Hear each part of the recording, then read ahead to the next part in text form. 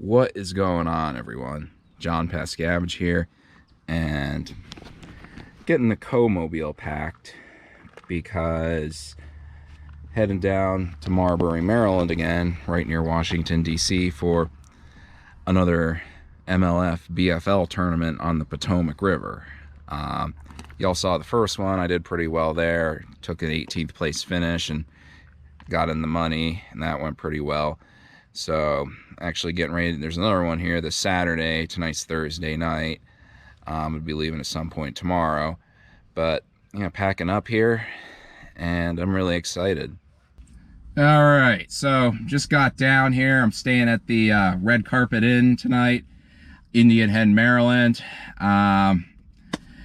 Pretty long drive, got hit some pretty nasty traffic on the way down, but I'm here and I'm excited.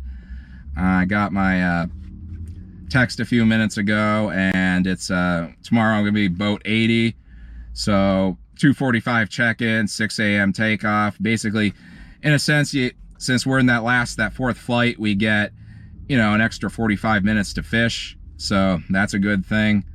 But yeah, get some dinner here and get some sleep and get ready. Boat 80. We got 80. All right, come on out.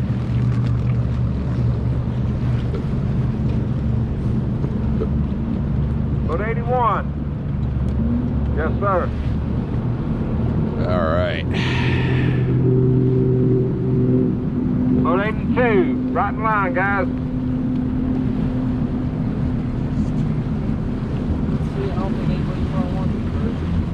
Sweet.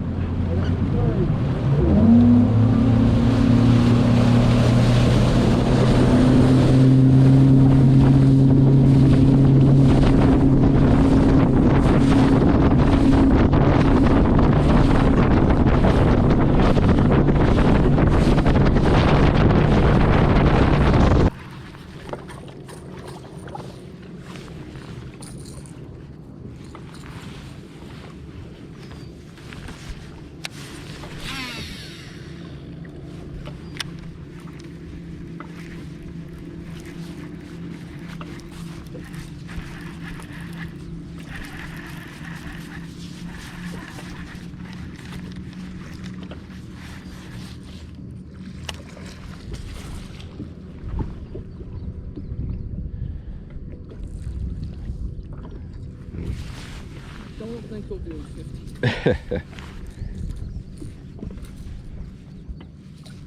Well, that's a good sign. Nice.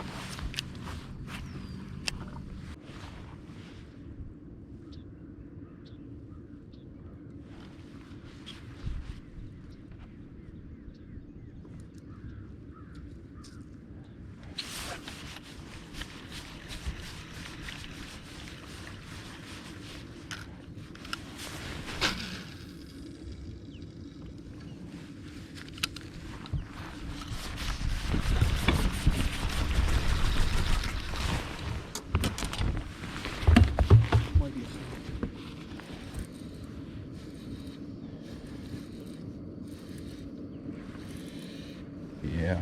Oh wait, no, it's grass. All grass. That'll get your heart racing. Yeah. Thank you, though. Sure. Big old head on it.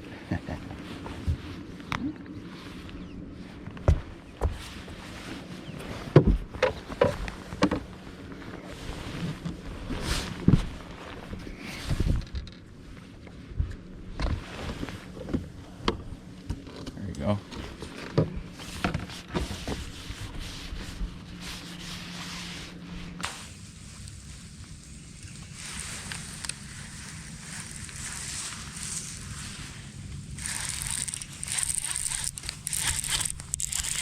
There's a little guy. Small. Got the skunk off.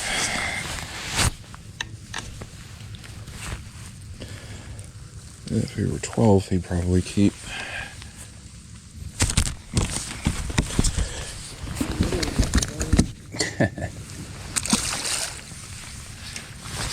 So badly infected.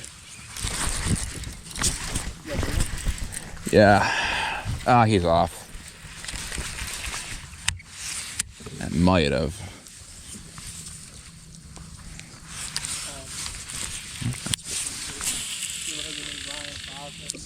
Sounds really familiar.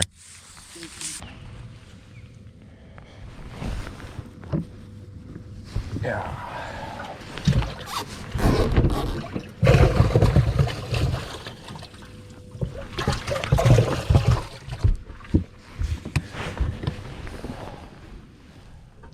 Thanks.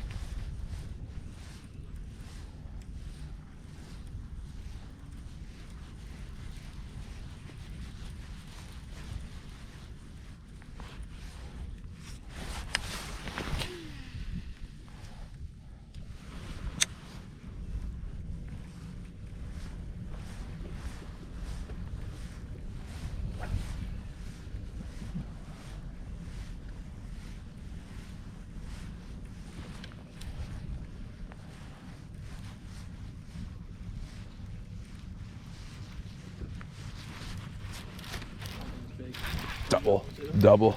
Yep.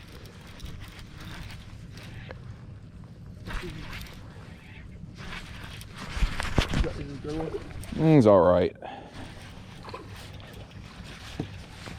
It should. Thanks.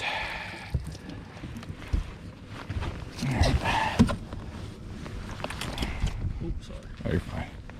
I think that's it. I don't think this was so key.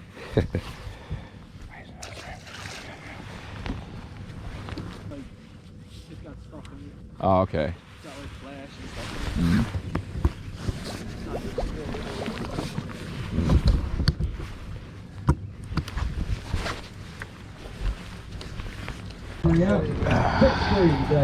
What's your phone number? 80. Yep. Boy Bowing. Hold that bag for you. Both three bass today been away. 2 and 2. 7-13. Appreciate you, sir. Thank you. 82. John Pascavage. Pascavage. All right. Warriors Mark PA. Fishing of the co-angler. 2 bass, man, and 2 good ones. Your weight, 6 pounds 11 ounces for 2. That's good, man. Thank you, sir. Good job. Well, one of them way more than you're flying,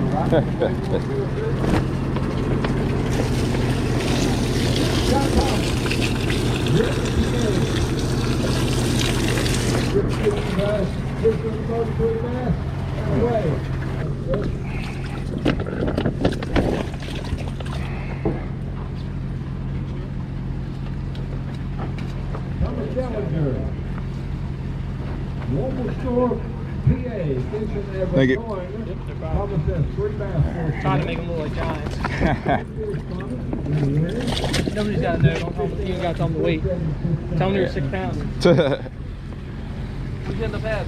6'11".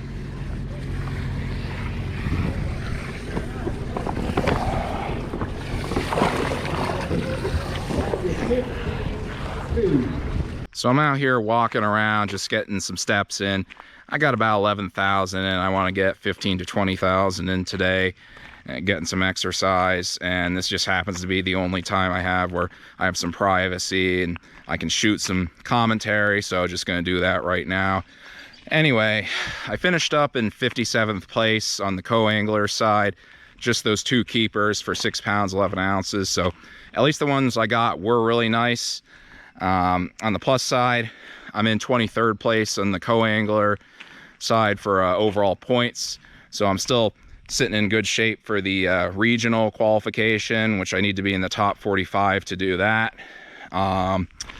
Also, the good thing about this was I actually learned that I learned some good secrets and some intricacies, which I'm not going to talk too much about them, but I'll give some of them here in a little bit. But I'm going to be fishing the Toyota series, June 23rd through 25th. Fish the 23rd and the 24th, and the top 25 co-anglers and boaters qualify for the third day, and that's going to be on the Potomac as well. But that's hardcore. I mean, that's the highest level. It's the highest level before you get to the Tackle Warehouse Pro Circuit and the Bass Pro Tour, which you see those ones on TV, and those are the ones you need an invitation to fish. So I'm looking forward to getting to fish at that level and really hang out with some of those guys and pick their brains, and also see how I stack up against that level. Should be interesting, and this time I definitely learned some stuff that'll help me there. So got that going and looking forward to that. Anyway, now I'm going to give a brief synopsis of what we did throughout the day and what worked and didn't work for me. We started out in this shallow grass bay, not too far from the blast off at Smallwood State Park. I started out throwing a lipless crankbait, since I caught a pretty nice fish on that one in the last tournament, but for a reason I could not get that bite going at all. They just, I didn't catch anything but grass on that. I tried that. I tried throwing the chatterbait a bit, nothing on that either. But boater he caught a keeper and a few shorts back in there, and I saw a bunch of other guys catching some fish in there, so that was good. We moved on to another spot where there was lots of grass and some shallow wood as well, and I figured I'd kind of try and get the finesse bite going, but that just wasn't meant to be, really. I tried throwing the shaky head a bunch, and I didn't do anything but get hung up. And then I ended up finally hooking up. I caught a short. It was my first bite of the day on a brush hog, just dragging that through the grass, brush hog with a 1/4 ounce weight. And then I think it was my very next cast, I hooked up again, and I lost that. I missed that fish. I got a very quick look at it, but it was a bass. I couldn't really tell much about the size though. My boater caught another keeper in there, and then we started to run to some creeks. Now, one of the creeks we got to, it was kind of a community hole. It was about there had to be about 30 or 40 boats in there. But boater pulled in, and he immediately caught another keeper and proceeded to hook up a bunch back in there. But I couldn't really get much going in there either. And after a while, pulled out of there, and we made a kind of long run down to another creek, and it was pretty interesting because there's crab pots there with buoys on them, so you actually have to dodge them and kind of go around them. But we got in there, and finally things started going well when I just took a Senko, black and blue Senko 5-inch, and I took the weight off of it. I'd been throwing that on the split shot rig, which I really thought that was going to be beneficial and clean up on the Potomac, because so few guys throw it, and I really like the action. But I haven't caught a fish on that yet this year there, so I don't know if they're just not into it or what's going on. But anyway, I took the weight off and just started pitching the weightless Senko around, and finally it hit a grass patch, and I had my first keeper, a really nice one. And there's a funny story about that as well. Basically, I was weighing my fish in, and I had, you can watch the weigh-ins live, by the way. I had a bunch of friends and family. Gretchen and her whole family were watching it. So, they go, and I weigh my fish in, and then I get a photo taken. I send it to everyone, and I got a bug on me, sorry, but I get 3 or 4 texts asking, did you weigh that big one for that one on the left for lunker? You should have weighed that. You should have weighed it for lunker, which I didn't, because I was up there I figured I wasn't going to be in the money. I was kind of frustrated, and I kind of just wanted to, get out of there. I wanted to release my fish and get out of there and get on the road, because I had a long drive home. But Anyway, the lunker ended up on the co-angler side, and it ended up being 4 pounds 2 ounces.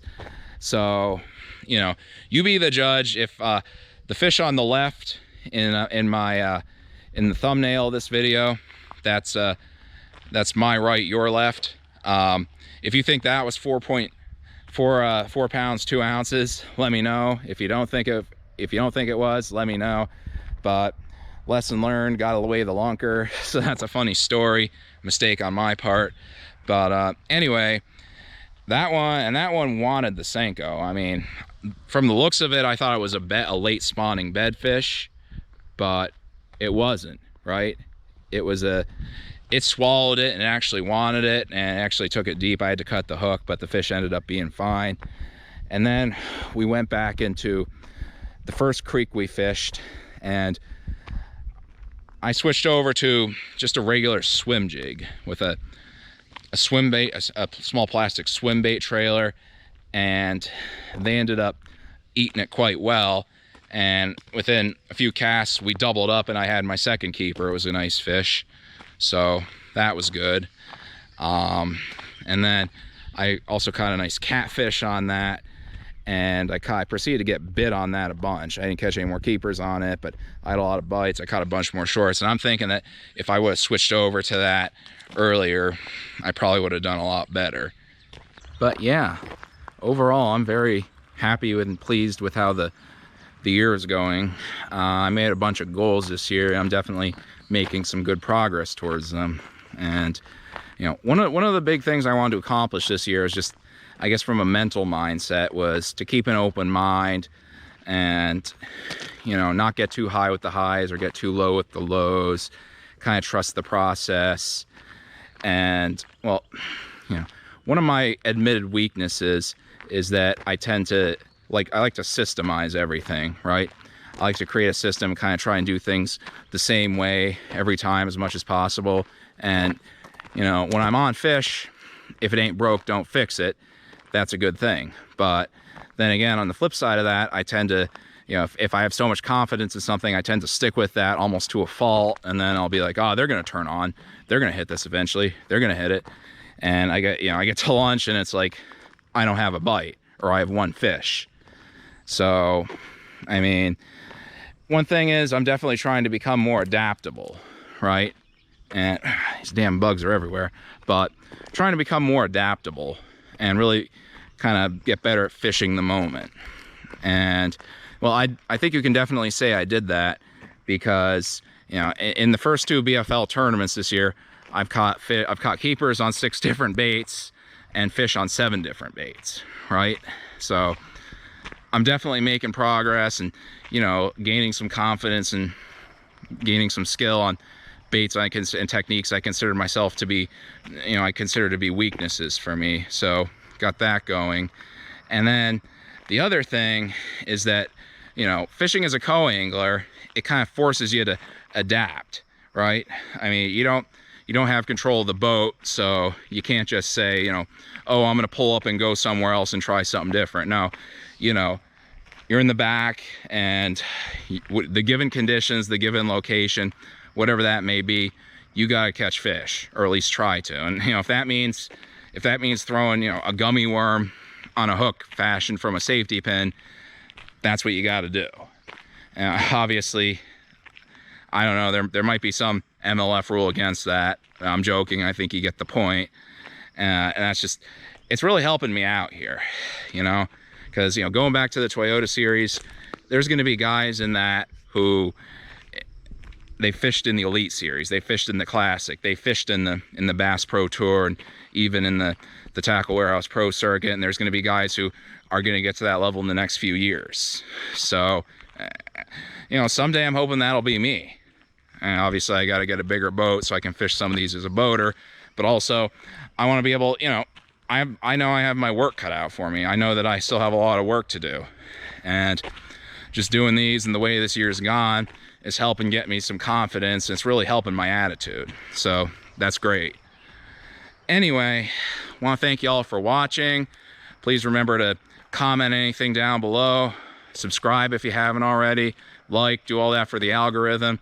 I appreciate each and every single one of you, and Catch you next time.